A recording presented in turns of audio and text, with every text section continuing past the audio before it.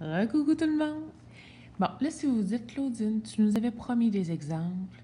Oui, oui, ils sont là. Fait que je commence sur ma feuille exemple. Si j'ai 4,02 fois 10 à la 5, mon exposant il est positif, fait que je sais que ma réponse finale, il faut que ça soit plus grand que 4.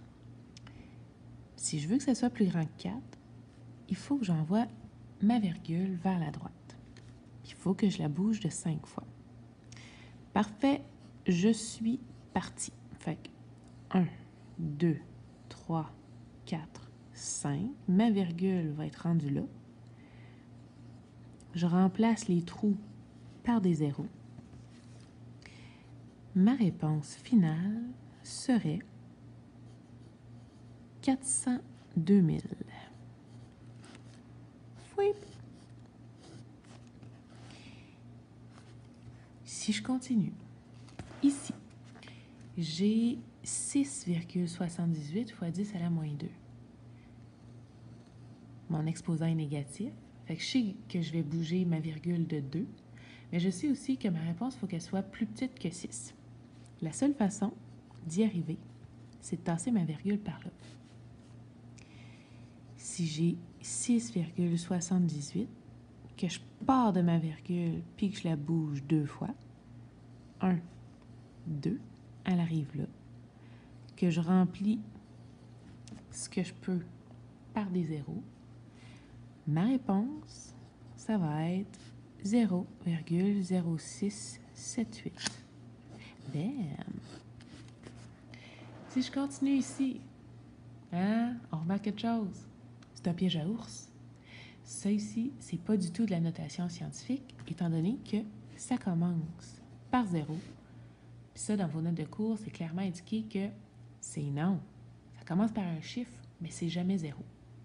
Fait que ça ici, il n'y a rien à faire parce que c'est pas de la notation scientifique.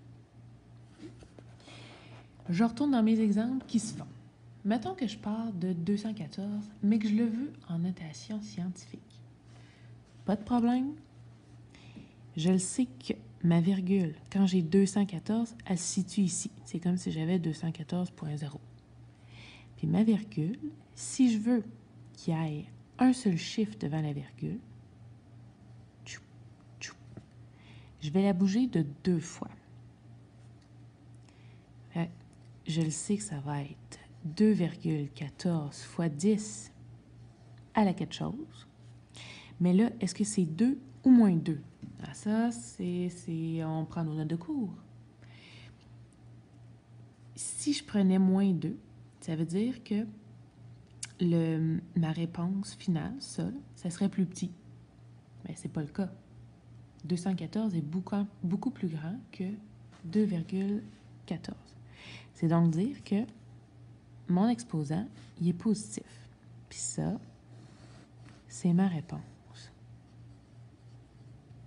Si vous dites Claudine, je ne suis pas trop sûre, pas de panique, j'ai fait un autre exemple. Si je pars de 0,026 et que je le veux en notation scientifique, je le sais que ça me prend une chose, mais que ça ne peut pas être 0 devant ma virgule. Fait que je vais partir avec ce que je vois en premier, c'est-à-dire le 2. Je sais que ça va être 2,6 fois 10 à la quelque chose. Mais exposant quoi? Ah, ça, je ne sais pas. M'en va le découvrir. Pour passer d'une virgule à l'autre, j'ai bougé 2 fois. Parfait. Le reste à savoir, est-ce que ça, c'est la réponse finale qui est plus grande ou plus petite que 2,6? C'est plus petit. Ben, je sais que mon exposant va être négatif. Ça ici, c'est ma réponse. Quand je parle de réponse finale, j'avais 214, j'avais 0,26.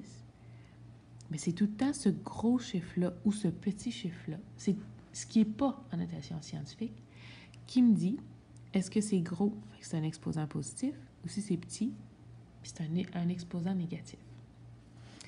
Fait que je pense qu'on a fait assez d'exemples. Là, à cette heure, ça s'appelle « Il faut juste se pratiquer ». Fait que bon succès, chop chop au boulot. OK, bye bye.